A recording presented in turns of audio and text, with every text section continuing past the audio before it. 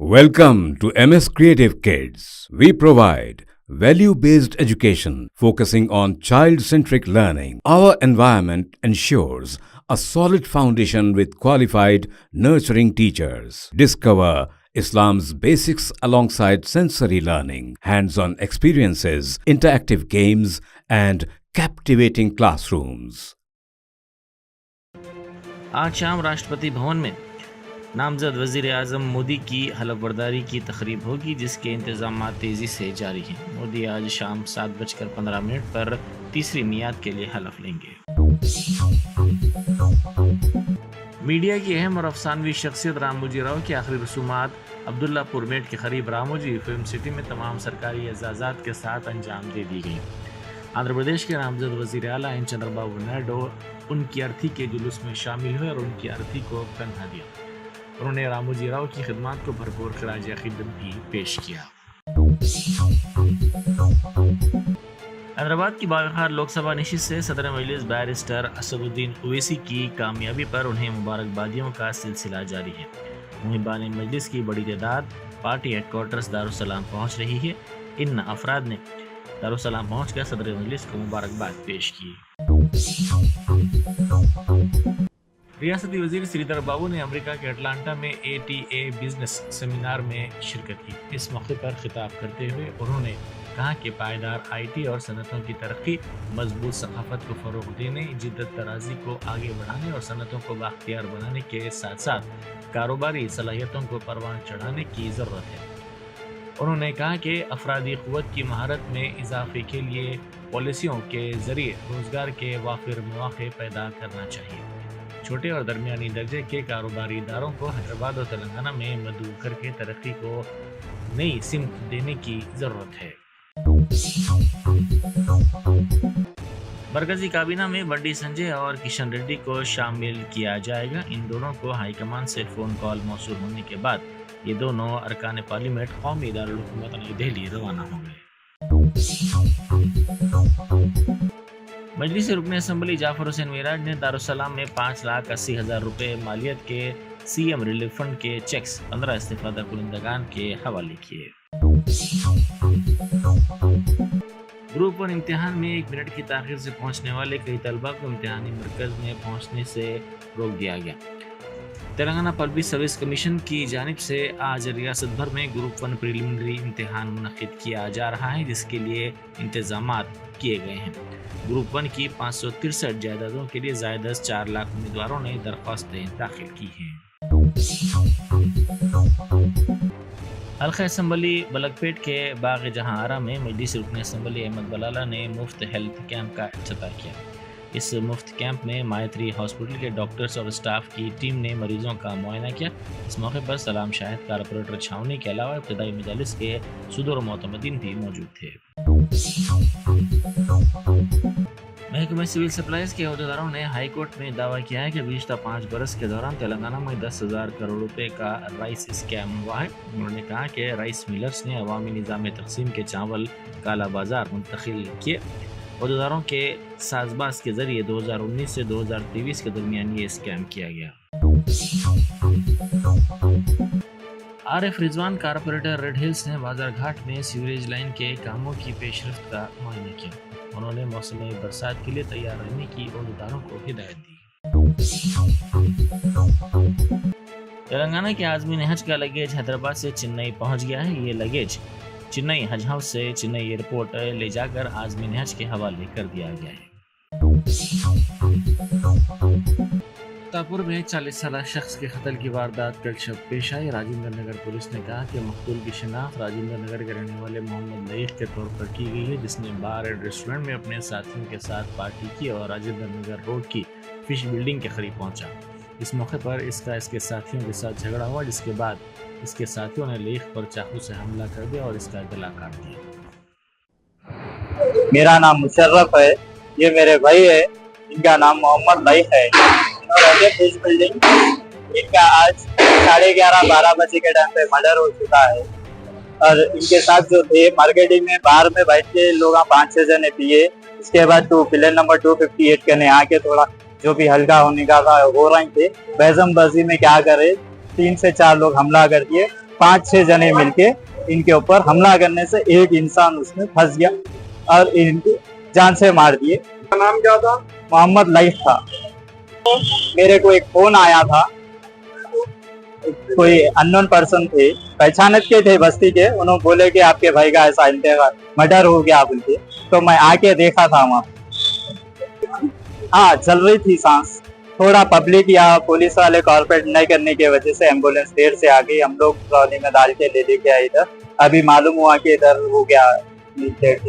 मैं हुकूमत से इंसाफ चाह रहा हूँ और पुलिस कमिश्नर साहब से हैदराबाद, हमारे अत्तापुर, राजेंद्र नगर, जितने भी एसआई सर्कल्स, एसीपी, जितने भी बड़े बड़े ऑफिसर्स हैं, उनसे हम इंसाफ चाह रहे हैं। ये अब हो चुका, आइंदा से ये नहीं होना, क्योंकि उनको 3 बच्चे 40 साल।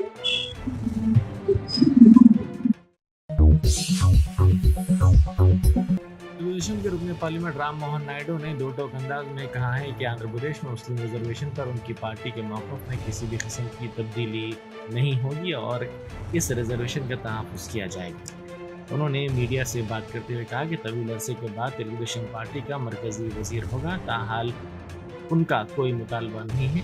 तेलुगु देशम पार्टी के ताल्लुकात इतने मजबूत हैं कि तमाम से मुनासिब तौर पर तबादला ख्याल के बाद ही फैसला किया जाएगा। आंध्र प्रदेश को तरक्की देना ही उनकी पार्टी का विजन रहा है। नहीं, वो सब अभी जाएंगे, अभी पीएमओ जाएंगे। क्या आपका विजन क्या है, खासतौर पर आंध्रा को डेवलप करना ही हमारा विजन रहा है। तेलुगु देशम पार्टी से चुनकर आए तो आंध्र प्रदेश, तेलंगाना, तेलुगु लोग जहाँ पे भी हैं उनके भलाई के लिए काम करने का एक निर्णय हम ले चुके हैं। तो उसके हिसाब से हमें अच्छा मैंडेट भी मिला है। अभी जो चुनाव हुए तो एनडीए की जीत आंध्रा में हुई है और देश में भी हुई है।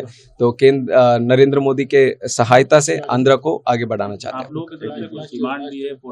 अभी वैसे कोई डिमांड नहीं। हमारे रिलेशन इतना अच्छा मजबूत है अभी कि आपस में कोई प्रॉब्लम नहीं है, कोई टेंशन नहीं है। आपस में इतनी अच्छी तरह से डिस्कशन होने के बाद ही हम निर्णय लेके आगे बढ़ रहे हैं, उसी तरह से चलेगा।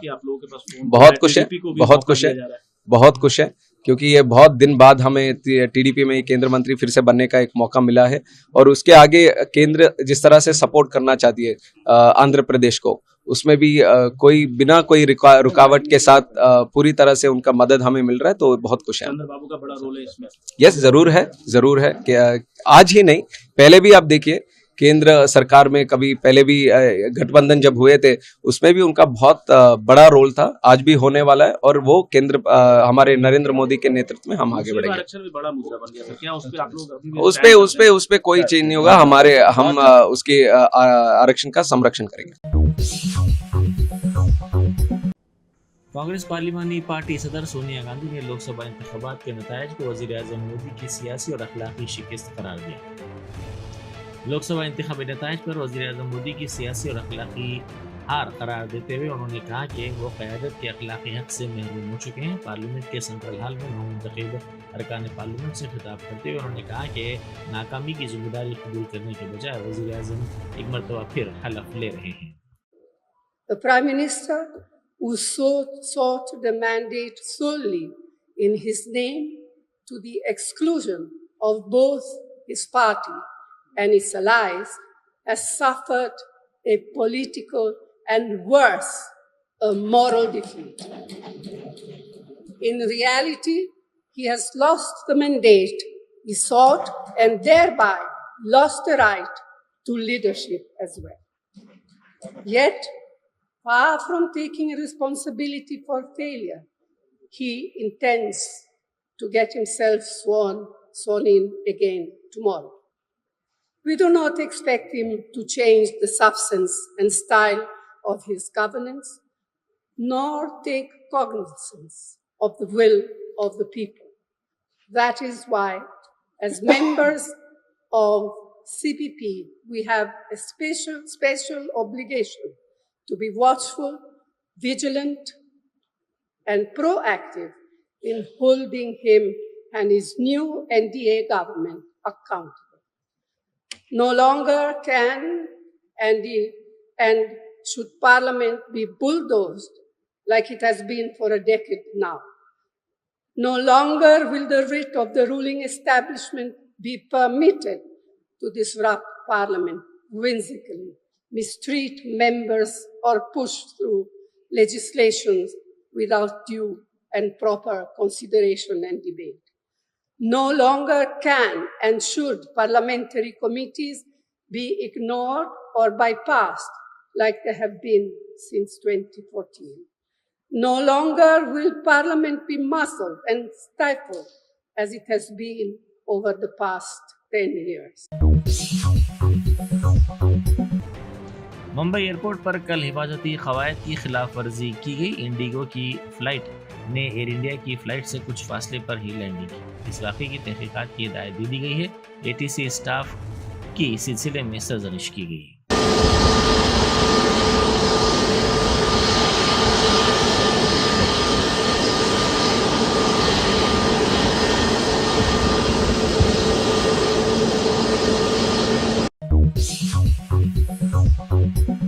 नामजद वजीर आजम मोदी ने नेशनल वॉर मेमोरियल में CDS जनरल अनिल चौहान और दीगर के साथ मिलकर फूल निछावर किए। उन्होंने शोहदा की कुर्बानियों को याद किया।